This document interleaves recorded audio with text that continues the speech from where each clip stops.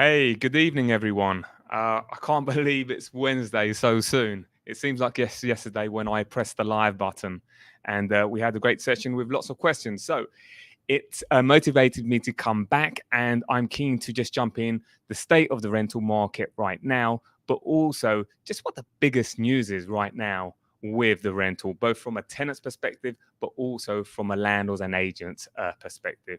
So the first thing I want to jump in on is there's a lot of talk about the market going, whether it's slowing down, whether there is any truth about the rental market, the rental increase slowing down, or even rental actually indeed going down. So I have a few articles I want to share with you. So this is the first one from Landlord Zone. Rentals have risen 35% since 2020, reveals the latest lettings index. And by the way, before I dive into this, and it's quite rude of me, anyone who's jumping in or anyone who wants to ask questions throughout the process of this live video, just feel free to just put it in the chat. The whole purpose of this is to be able to interact with all you guys and gals jumping online, whether you are a prospective tenant wanted to move into London or relocate somewhere in the UK and you're just not familiar with the market, or whether you're a landlord who just wants to have a little bit more up to date as to what's happening right now. So rents have risen 35% since 2020. Reveals the latest index. So this is 7th of May. This is interesting. So tenant reference, okay. So reveals that all but the East Midlands reported rises this month, with price hikes ranging between 0.4% and the Southwest up to 2.9% in the Northeast. Now, the increases mean that UK renters can now expect to pay a third of their wages in rent, with London's paying out nearly 2/5 of theirs. Now, I think this is actually quite generous, because my experience interacting with tenants, but also actually seeing other articles, is actually more than this number. It's actually closer to around about 45 to 48%. So this is the most generous one that I've seen so far, being at 39%, especially here in London. And a lot of renters actually needing support from whether it's family members or their guarantors to actually continue to pay their rent. And again, I think we've talked about this before, that it's not sustainable, and hence why we are seeing a slowdown in the rent prices, not a reduction of rental prices, but a slowdown. And if anyone who's listening in is looking to move into London or anywhere close to a city where you have universities, what typically tends to happen is sort of June, July, and August, and especially September, tends to be a very active rental market. So I always recommend kind of anyone who's looking to move to a big city is trying to avoid those dates if possible, because you have the students and yet you also have the people relocating from different companies, whether they've just graduated, young professionals, or whether indeed they're looking to relocate. And of course, the reverse of that is that landlords typically want to have their properties available during these months, because that's when they're going to be able to maximize on the rent. So so very interesting to see that 39% on these numbers. And then you got across the country, rent has increased 7.9%. I shared this with you on another live, which was that we're seeing a lot of properties now in other parts of England that now have £1,000 or more on the rental monthly, which I think that's 50% is of rentals right now is £1,000 or more. And those of you here in London, perhaps that's not going to sound like it's too much, but it is in other areas, in other regions. So let me have a look here. And again, guys, anyone who has any questions, just feel free to reach out. So let's see what else we have here.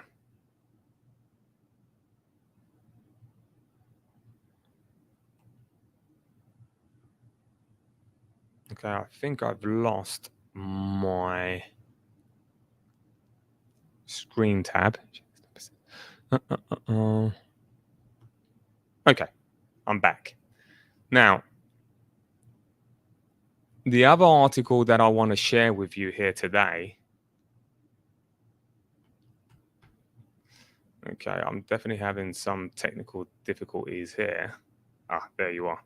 Thank you. Thank God I have my lovely admin here to assist me because I'm definitely struggling. So, this other article I wanted to share with you here is the property data. So, unlucky for some, 13 inquiries for each rental listings. And now I just want to put this into context. The last 6 months to a year, that number was like 20 or so. And in fact, if we look at this article, and I hope you can see this, unlucky for some, 13 inquiries for each listing. So the property portal says, Rightmove, that there now are an average of 13 inquiries per listed rental property. That's down from 19 a year ago. So there you are. So around about 20. And of course, that is unusual because during the pandemic, it definitely was going to be in the single digits. So to see that we are still in the double digits, yet definitely reduction from last year, I'm sure it's going to be a relief to a lot of tenants out there who are looking to rent this summer. And again, which typically is a very busy time. So Rightmove says that the average advertised rent of new properties coming onto the market hit 17th consecutive record, with the average price of rental properties outside of London hitting £1,200. Again, very consistent with the other article. The portal says that notwithstanding slowing market, there are still nearly 50,000 rental properties needed to head back to the pre-pandemic level rental supply. So clearly there is a housing stock issue, and that's no surprise to most people, I'm sure. But in London, especially, what we've seen is a very low supply as we see quite a few landlords exiting the market. Now, I don't believe it's as huge as the media tends to portray it, that every landlord is kind of looking to exit the market.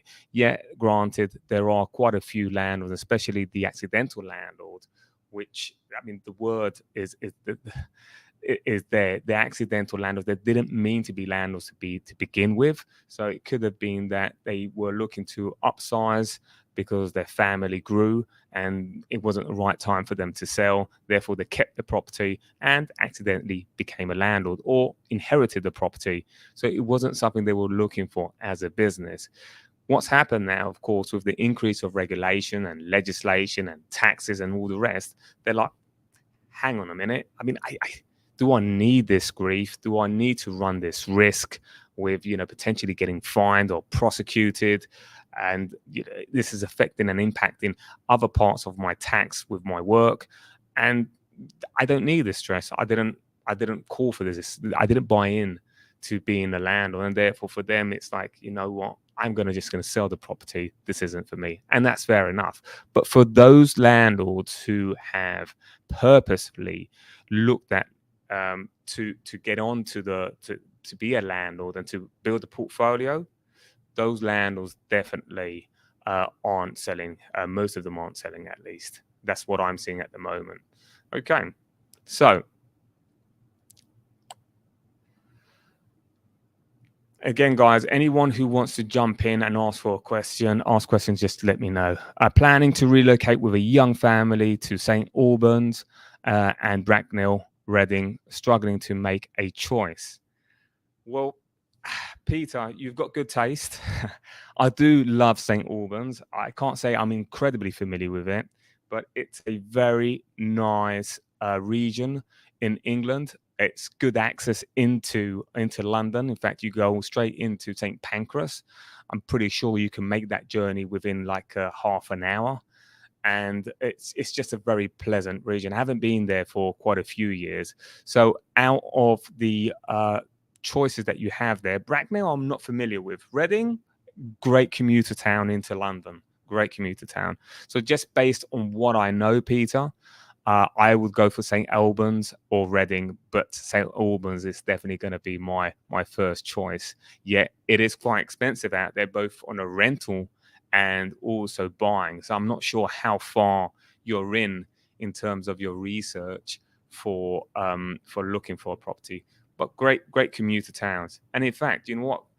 It brings to mind that we should do a live video on commuter towns, because what I'm seeing is more and more people who have the flexibility at least.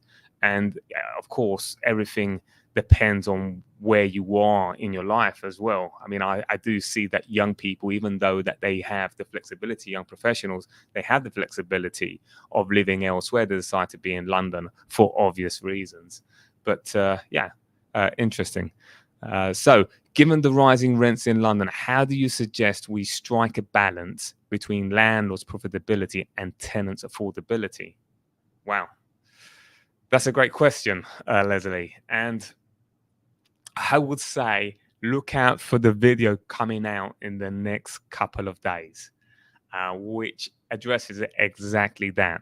But I'll give you a little bit of a snippet. So, and I guess the best way I can share this would be with a story. And so there was Sarah. Sarah, back in 2021, was looking for a property with a flatmate in London. Now, it was the first time she was moving here in London, and what she found was that rents were actually quite cheap compared to, you know, what they were back in 2019. Of course, the pandemic, and we need to put things into context. The pandemic hit, and everyone disappeared from London. So all your young working professionals, your students, and people who, you know, just didn't necessarily have to be in the city.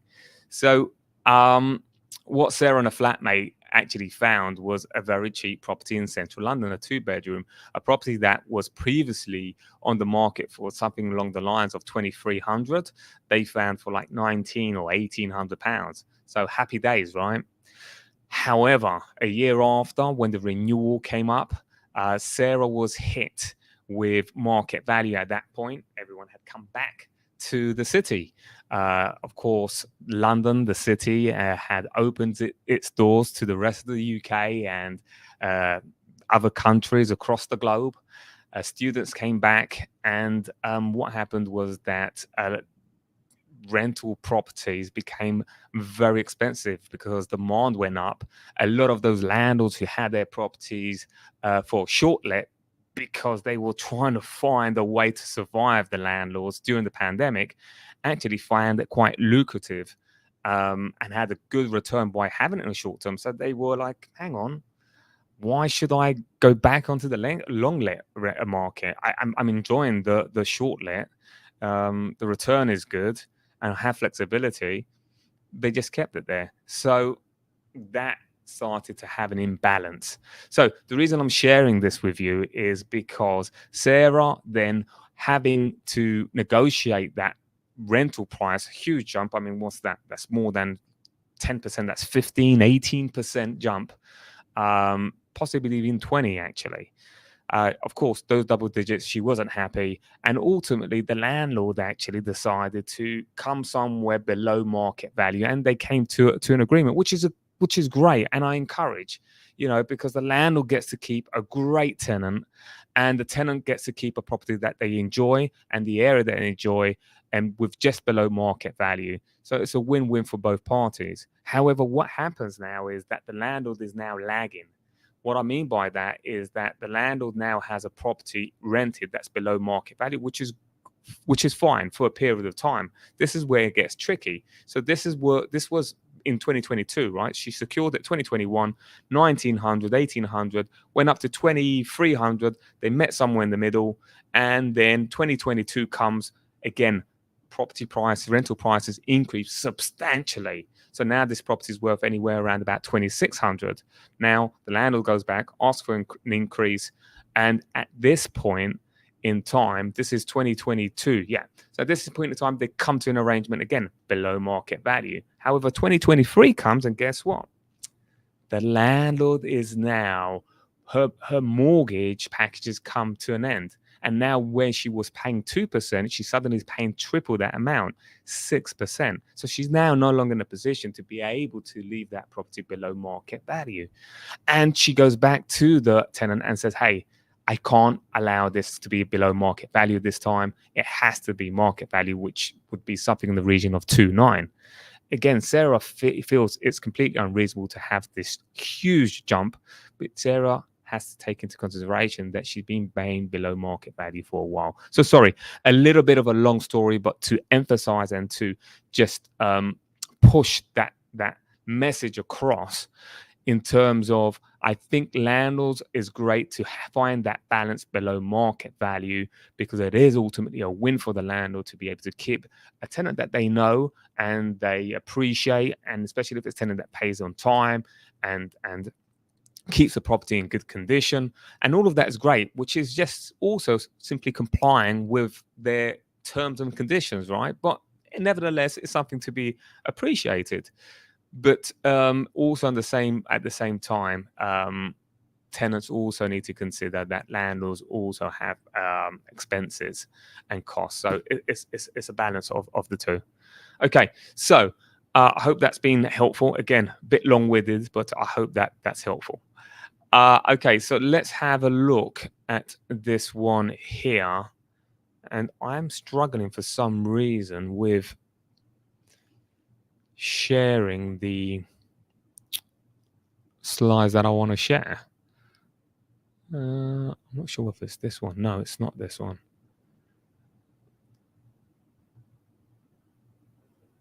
Okay, so next slide.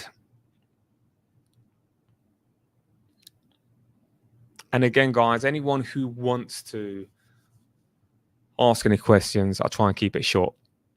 So this one's landlords reject new rent controls in Scotland.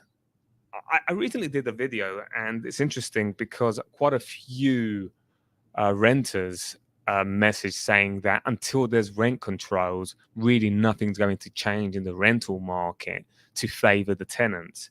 And I get it. Rent control should automatically mean reduced rent, right?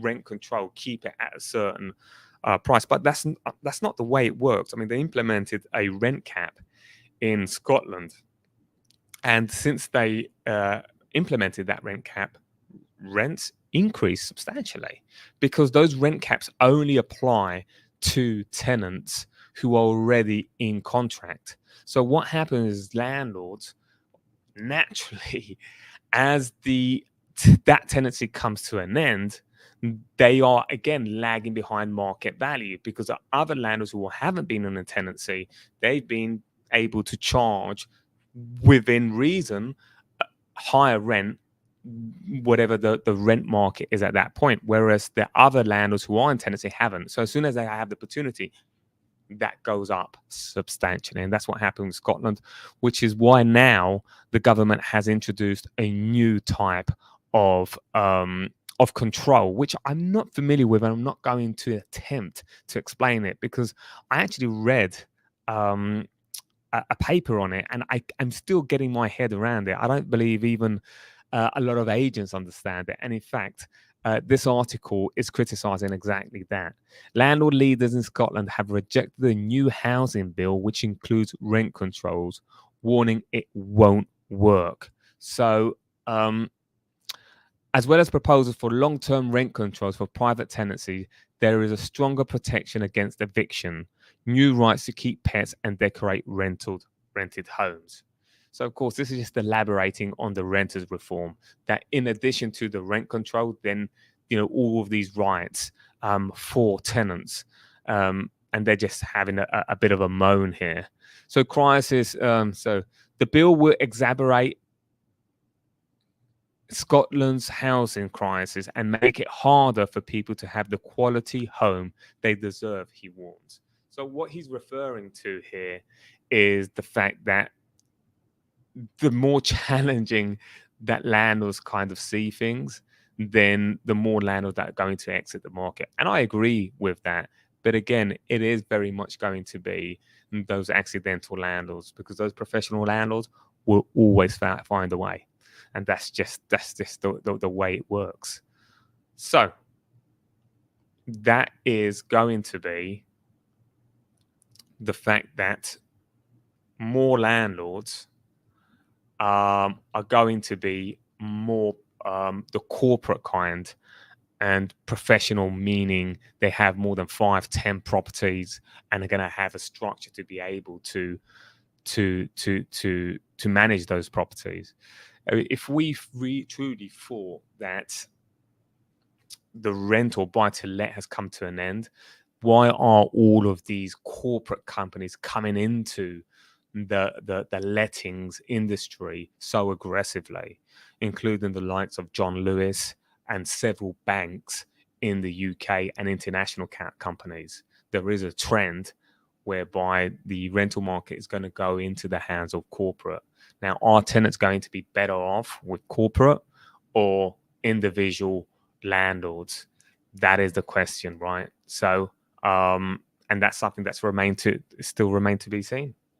So, okay, now, again, any questions, guys? Just feel free to put it on the chat. So this is a good one. This is a good article I want to share. Airbnb rips into politicians and restrictions on shortlets. So this is referring to the budget back in March, and whereby they've removed the tax benefits to landlords who have their property in shortlets. So there was an advantage of having a property from a landlord's perspective. There was an advantage of having property in shortlets because they could put their mortgage interest as expenses, something you can no longer do with properties buy-to-lets that are on long lets. So there was almost an incentive for landlords to have their properties on shortlets during this time. Now the government's removed that, and this article is referring to that. Actually, this one's referring to the one in Scotland, apparently, but there's been one exactly the same, very similar to this in here in England, whereby they've removed that advantage. And the government, and actually, I have that article here. Let me just have a look here. Let me bring that up. So,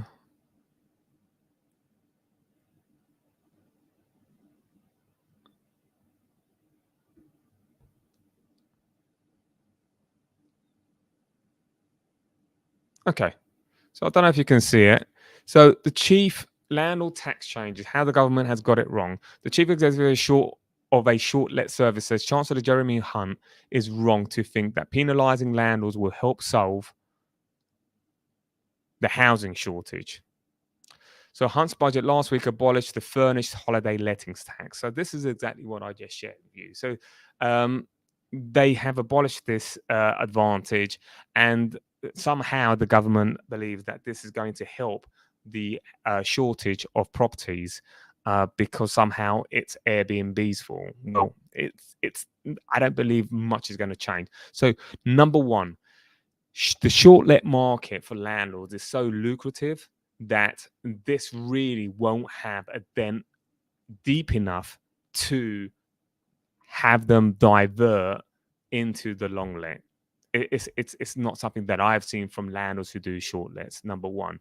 Number two, this advantage is only taken away for those landlords who have not incorporated. If you're incorporated, this change the government has made makes absolutely no difference whatsoever. It's going to push more landlords into incorporating their property so they can continue to have those advantages that they can't have as an individual keeping these properties.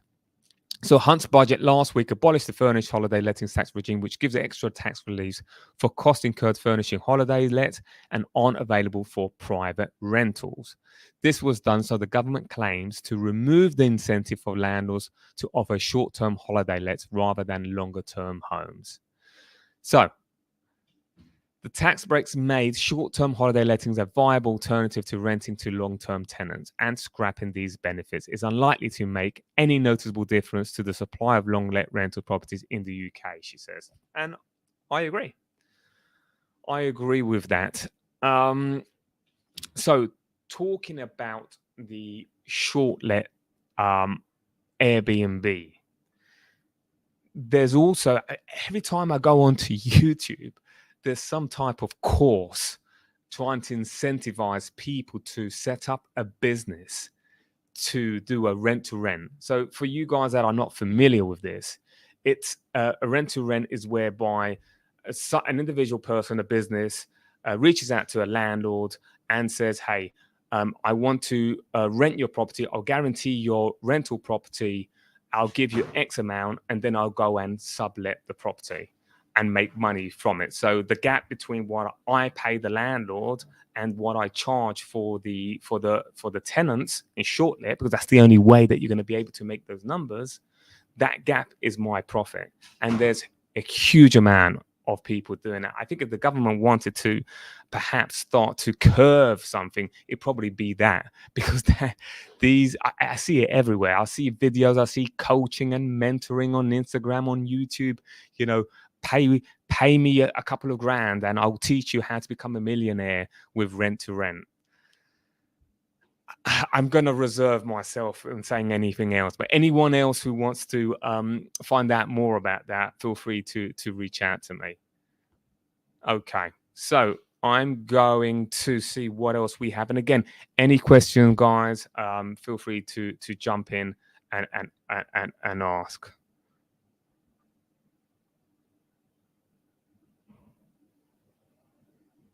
Okay, so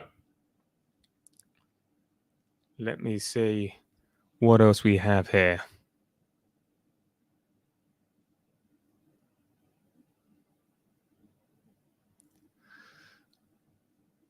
Okay, apparently we have a question here. Okay, so we have a question from Stephen Smith. With the renters reform bill gaining traction, how do you anticipate it will impact the rental market in terms of tenant rights, land responsibilities, and overall market dynamics? Whoa, that's a mouthful, Stephen. So let me break this down.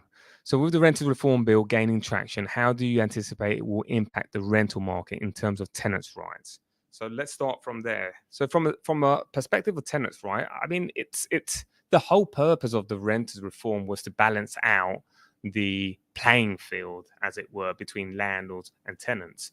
So, it's going to have a huge impact. I mean, tenants do indeed have more rights.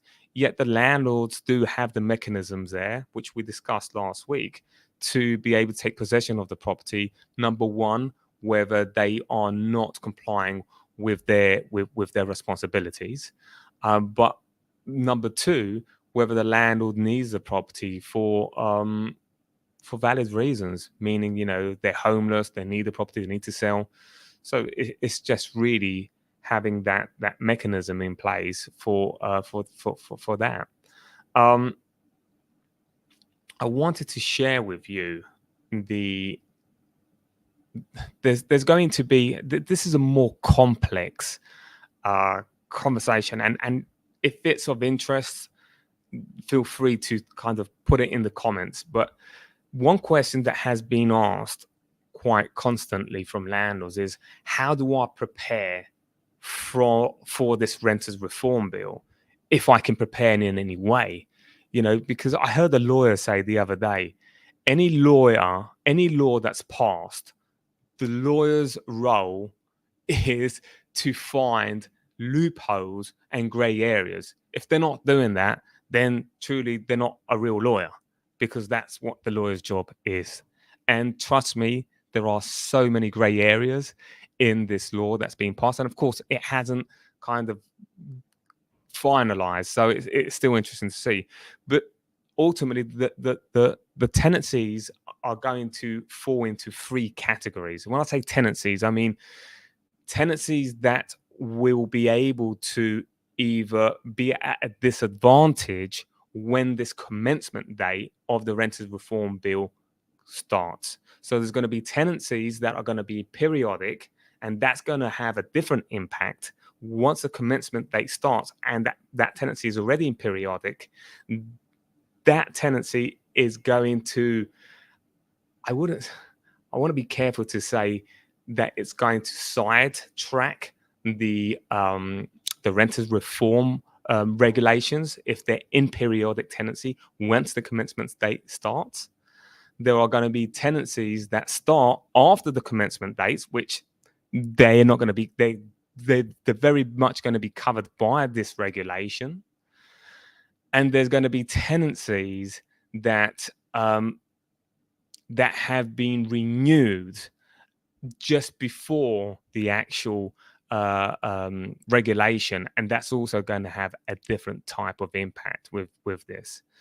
So landlord responsibilities. I mean, landlord responsibilities, Stephen. It's just going to be able to um, take the profession, in my opinion, to another level, which I can only see it being a good thing for both agents and landlords. I think landlords are slated far too much and blamed for the housing crisis that we have here in the UK. And I think the more we move towards professionalizing the industry, that the better it's going to be. And the overall market dynamic, I believe that landlords are going to find a way to be able to provide their property to the most flexible and most lucrative target audience within this rentals reform limitation. And there are definitely going to be losers in this from a both perspective, from a landlord perspective, but also from a tenant. And when I say from the tenant's perspective, what I mean is exactly that. The landlords are going to be focusing on very specific target audiences, so they don't feel that they're going to be somehow restricted with their property. And again, I can talk more about that on another session. I hope that's helpful. So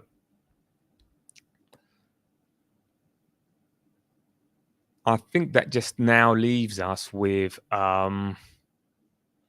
I was going to share something about the market, but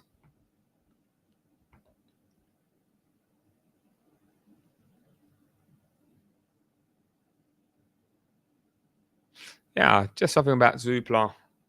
This is the Zoopla takeaways, which I believe I shared some of this information on the live stream last week. But just emphasising that the UK renters are now paying, over £1,000. The average rent has risen 7.2% in the last year. And again, London, I believe we're going to see the biggest slowdown because this is where prices have increased the most.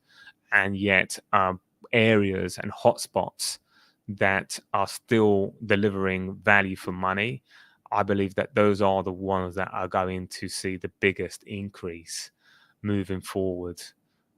Because there is still room there to be able to get that increase.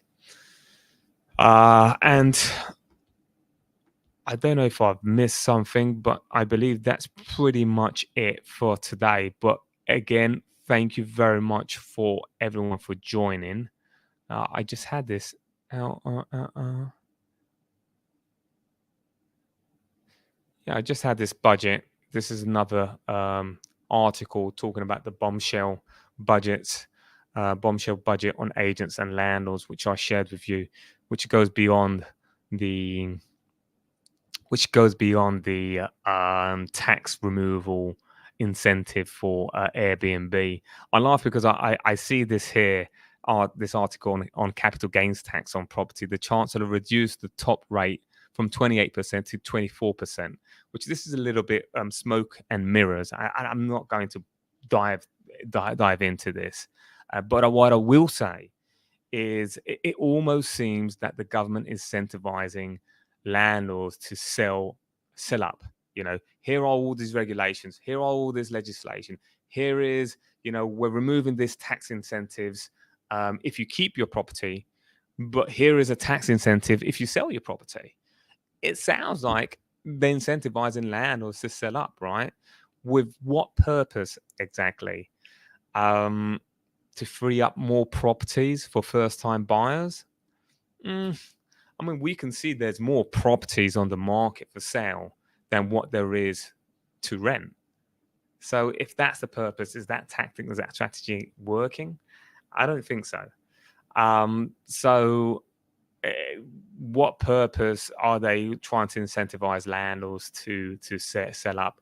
I'm not exactly sure. If indeed that is the whole purpose that they're looking at. Let's look at Nikki. I know Nikki. Very professional, very pleasant. Agent. I don't believe she's an agent anymore, but definitely heads up the Fine and Country estate agent, which is based all across England. So says reducing the higher rate of capital gain tax should inject some extra energy into the housing market by increasing the number of properties for sale.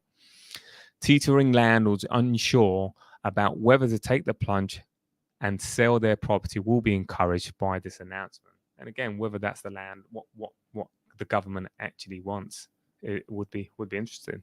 It would be good to get Nikki in one of these live. Actually, I'm going to reach out actually and see if she's willing to jump on. Quite a few good agents here. Okay, so guys, I am going to check if there's any more questions here. So, what do we have here? As a landlord, what strategies do you recommend for property sustainability and stay compliant while ensuring profitability or looking at the current market? It would be the same recommendation as last week, which was if you don't have the time or any interest in knowing about the lettings regulation and legislation, yet you want to keep your properties, hire an agent. There is no price to peace of mind. And I'm telling you, well, when I first bought a property 20 odd years ago, I was doing everything myself with that property because I didn't want to pay an agent. I said, I'm not doing it. I'm just 40 minutes away from the property. And yet I found myself kind of just not enjoying having a property at all. And a year or 2 years after, I hired an agent, a local agent, and I ended up actually having not much difference in my pocket. The agent was getting a better rent than what I was getting personally. Back then, these are the loot days. I mean, any landlord out there who's old school will remember the loot, remember Gumtree. I think Gumtree is still a thing today, but certainly not the loot. And yeah, it's just get an agent. But if you do have the time and you do have the interest and you want to geek out on it, there's lots to geek out. Join an organization, whether that's the National Residential Landlord Association or whether that's Arla Property Mark, and just there are plenty of groups out there, whether it's Facebook. There's a lots of groups that you can join with fellow landlords and just keep up to date and treat your tenants right. Ultimately, it goes both ways. So, okay, guys, thank you for joining me today, and I will definitely try to be back on with. I'll try to be back on again every Wednesday. Thank you, guys. Much appreciated. Stay safe.